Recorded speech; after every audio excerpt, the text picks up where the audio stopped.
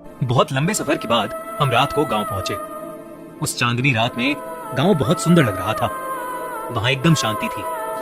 गांव पहुंचकर राजश्री की खुशी का कोई ठिकाना ही नहीं था, पर उसे नहीं पता था कि ये खुशी बस कुछ ही घंटों की थी। 2 साल पहले हुई मां की मौत के बाद पिताजी भी पहली बार घर से बाहर निकले थे। मैंने गांव का घर खोला और राजश्री और पिताजी को घर के अंदर कमरे में बिठाया।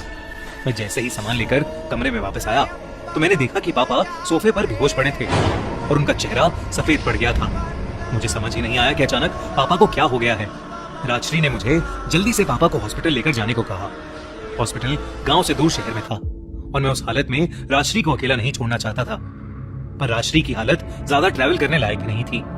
राजश्री ने मुझे हिम्मत दिखाई और पापा के साथ जाने को कहा। मैं पापा को गाड़ी में बिठाकर हॉस्पिटल चला गया। पापा पूरी रात हॉस्पिटल में ही भर्ती थे। दरअसल बीपी लो होने के कारण वो बेहोश हो गए थे और डॉक्टर ने उनको ग्लूकोज चढ़ाकर घर ले जाकर आराम करवाने को कहा। मैंने राजश्री को रात भर फोन करने की कोशिश की, पर उसने फोन ही नहीं उठाया। मैं अगली दोपहर पापा को लेकर जब घर गया तो जो मैंने देखा वो बेहद ही अजीब और डरावना था। मैंने देखा कि राजश्री कमरे के कोने में खड़ी है और दीवार की तरफ मुंह कर अपने नाखूनों से दीवार को नोच रही है। ये देखते ही मैं अंदर से कांप गया। जैसे ही मैंने उसे आवाज दी, उसने दीवार खुलेना बंद कर दिया और वो मेरी तरफ मुड़कर पापा के बारे में पूछने लगी, जैसे अभी कुछ हुआ ही नहीं था। मैं डरते हुए धीरे से उसकी ओर बढ़ा।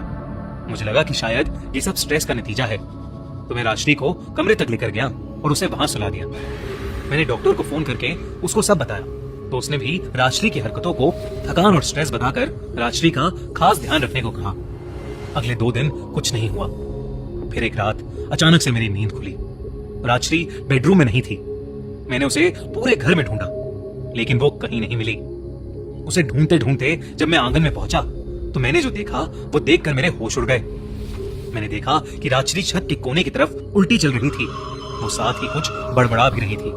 मैं बहुत बुरी तरह डर गया, क्योंकि एक गलत कदम और राजश्री छत से सीधा नीचे गिर सकती थी। मैं भागकर छत पर गया और राजश्री को चिल्लाकर बुलाने की कोशिश की, पर उसको कई बार बुलाने पर भी उसने कोई जवाब नहीं दिया और अचानक ही वो बेहोश होकर गिर पड़ी। मैं उसके पास गया तो मैंने देखा कि उसे कोई होश ही नहीं था कि उसके साथ क्या हो रहा है। वो काफी डरी हुई थी और रोते हुए एक ही चीज कहे जा रही थी, वो मुझे और हमारे बच्चे दोनों को लेने आई है। उसकी ये बात सुनते ही मेरे रोंगटे खड़े हो गए और मैं समझ गया था कि ये थकान नहीं बल्कि किसी बुरे साए की वजह से हो रहा है। मुझे कुछ समझ नहीं आ रहा था और देखते ही देखते राजश्री का शरीर अब तपने लगा था। मेरे पास और कोई चारा नहीं था, इसलिए मैंने आधी रात में ही गांव के सबसे बड़े पंडित को घर बुलवा लिया। मैंने राजश्री को बिस्तर पर लिटाया और पंडित जी का इंतजार करने लगा। उनके आने पर मैं उन्हें लेने बाहर गया और जब हम लोग कमरे में वापस आए तो राजश्री अपने बेड पर नहीं थी। हम फिर से पूरे घर में उसे ढूंढने की कोशिश करने लगे, पर वो कहीं नहीं दिखी। मैं बेडरूम में वापस आया तो मेरी नजर हमारे कमरे की अलमारी के ऊपर गई और मेरा दिल दहल उठा। राजश्री अपने घुटने सर में दिए उसी अलमारी के ऊपर बैठी थी। उसे देखते ही पंडित जी भी बहुत चक्के रह गए और उन्होंने मुझे उस कमरे से निकल जाने को कहा। मैं राजश्री को अकेला नहीं छोड़ सकता था, लेकिन पंडित जी की बात भी नहीं टाल सकता था। मैं कमरे से बाहर जाने के लिए जैसे ही मुड़ा, वैसे ही ऊपर बैठी राजश्री ने अपना सर उठाया। राजश्री की आंखें काली पड़ चुकी थीं और वो एक डरावनी सी हंसी हंस रही थी। उसके हाथ में एक बड़ा सा चाकू भी था। इससे पहले कि कोई कुछ करता, राजश्री ने उस चाकू को अपने ही पेट पर जोर जोर से मारना शुरू कर दिया।